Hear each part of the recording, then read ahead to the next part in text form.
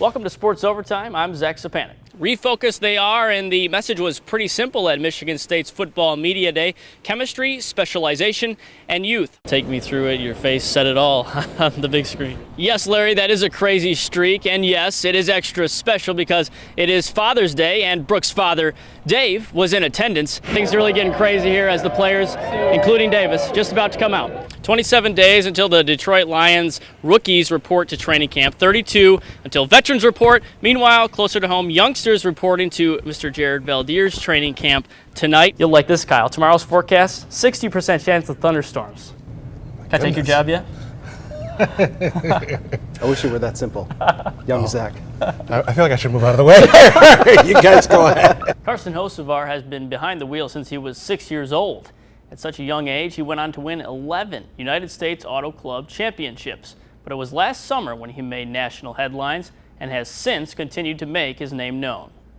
When you think of a 14-year-old, what comes to mind? There's still a kid that he drinks bug juice and watches SpongeBob.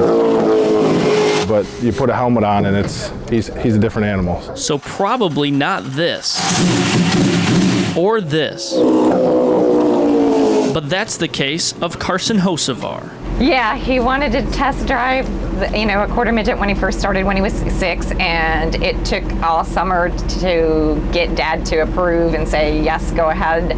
Drivers at NASCAR-sanctioned tracks must be at least 14 years old to compete.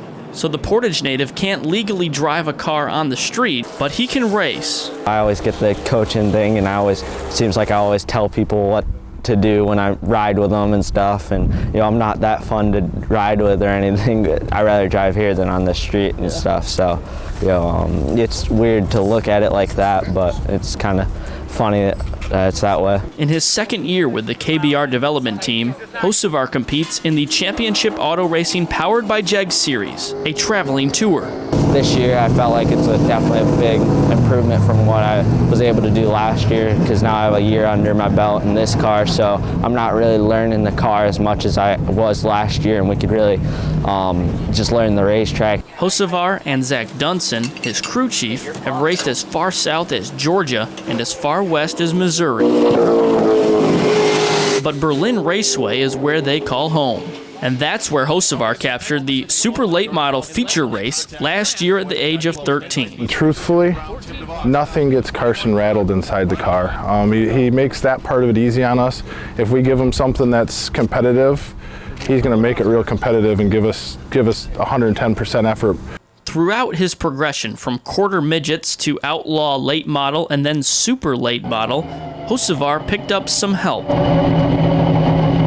from Grand Rapids native Johnny Benson. Yeah, Johnny's been a big help with me, and he taught me how to shift in the outlaw late model, and taught me everything I know when I first got into these kind of cars. Benson, a Berlin champ who won championships in NASCAR's Busch Grand National and Camping World Truck divisions, has served as Hocevar's mentor. For him to say I did a good job and I was doing what he was telling me to do, and I was giving really good feedback and stuff like that, that was a big weight off my shoulders that I was doing something right, and for him to look at me like a next upcoming NASCAR driver, that's real big for me. As he continues to develop, Hocevar will be homeschooled and complete work through online virtual school. Allows a lot more flexibility to be able to do more testing, more racing, and things like that. But the fall schedule's pretty heavy with races. We have quite a few weekends, and there's a couple big races that take up a lot more time. He may be young, But the guy can flat wheel and wheel for a long time. even so, Hocevar is still growing, still learning, and perhaps someday you can say you remember him when. I'd love to make it to NASCAR. That's probably the ultimate goal, and just make it as far as I can. After tearing his Achilles in the Detroit Lions' preseason win yesterday against Indianapolis, Kerry Hyder Jr. will officially miss the entire 2017 campaign. You can see Hyder go down in the lower left of your screen. That was on the Lions' second defensive series of the game. After a breakout season in 2016 when Hyder led the team with 8 sacks, he was poised for a career year. That will now have to wait, as Hyder will have surgery this week and begin the rehab process immediately. Notre Dame and Wisconsin haven't met on the gridiron in decades, but the two schools are changing that. Today, the programs announced a 2-year neutral site series. The first game will take place at Lambeau Field on October 3rd, 2020. The second matchup is set for September 25, 2021 at Soldier Field. The contest will mark the first meetings between Notre Dame and Wisconsin since a 3-game series from 1962 to 1964. They say everything is bigger in Texas, but when playing the Rangers, the margin for error definitely is not. Detroit Tigers in the Lone Star State for the first of 3 tonight. Michael Fulmer getting the start upon his activation from the 10-day disabled list. Top 1, Justin Upton goes yard.